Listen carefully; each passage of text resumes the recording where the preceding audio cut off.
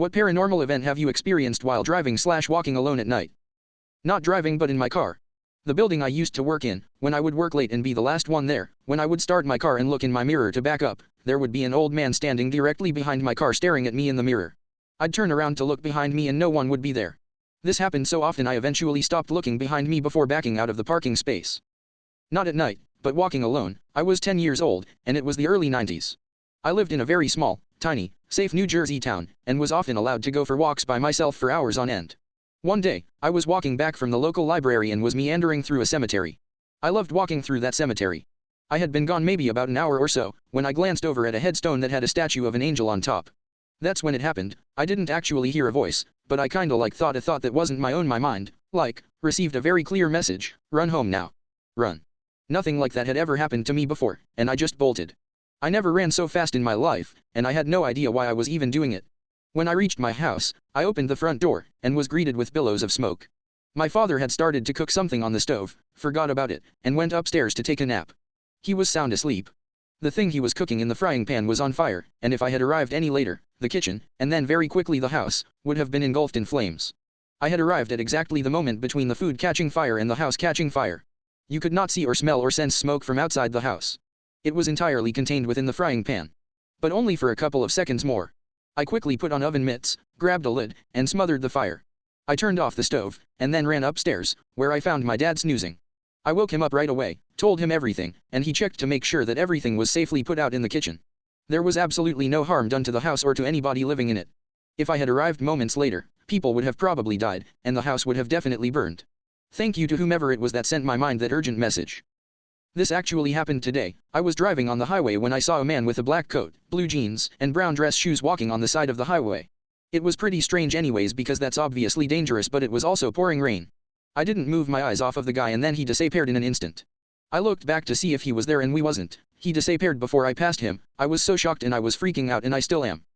Back in November 2018, I'd say about 10 p.m. my husband, driving, and I were driving over a viaduct, probably going about 50 miles per hour. Traffic wasn't heavy, but there were definitely more than a few other cars all around. All of a sudden there is this thing, inches front, walking directly in front of me on the passenger side. I squeezed my eyes shut, thinking we were about to hit it.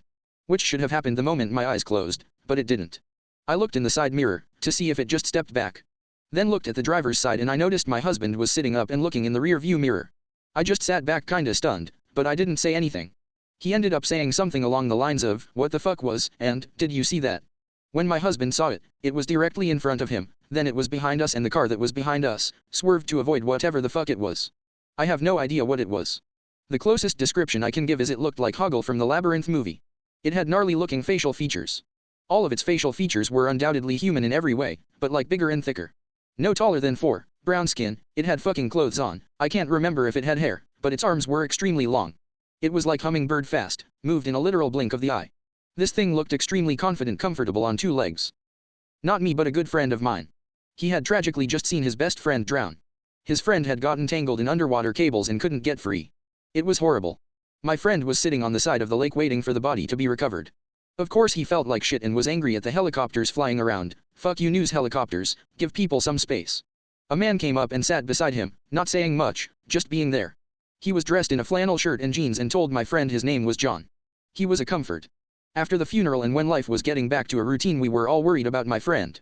He just felt so guilty and sad. Everyone kept urging him to go to therapy but he resisted. He decided to rent a cabin in the woods on the other side of the state from that lake.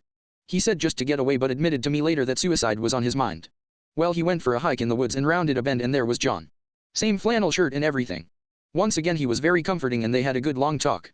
My friend thanked him and started back to the cabin, then turned around to ask John something and he was just gone. Thankfully, obviously, my friend came home to tell the tale. Thank you, John. Not me personally, but I've heard multiple unrelated truck drivers report seeing a black dog late at night run alongside them before jumping into the middle of the road, making them swerve and risk crashing. Problem is these dogs don't exist. I was driving back to the dorms after work while in my junior year of college when I began to fall asleep behind the wheel. I was averaging 4 hours of sleep a night due to classes and working multiple jobs. All of a sudden I felt 5 fingers moving on the back of my head, as though someone in the back seat stuck their fingers in my hair and moved them up. Then I felt a tightening feel on the back of my head and my head yanked up in time for me to get back in my lane before driving into a tree. I felt the fingers on my head just kind of gripping my head up for the rest of the drive. I seriously could only move my head to check my mirrors, but my head couldn't move down. Once I got back to campus, the fingers loosened and let go, and I smelled cherry pipe tobacco in my car. I don't smoke, never had, and still to this day do not allow anyone to smoke in my car, but my favorite uncle/godfather who passed away a month after I started college smoked a pipe. Cherry tobacco was his favorite. I think he was in the car with me, keeping me from getting into an accident.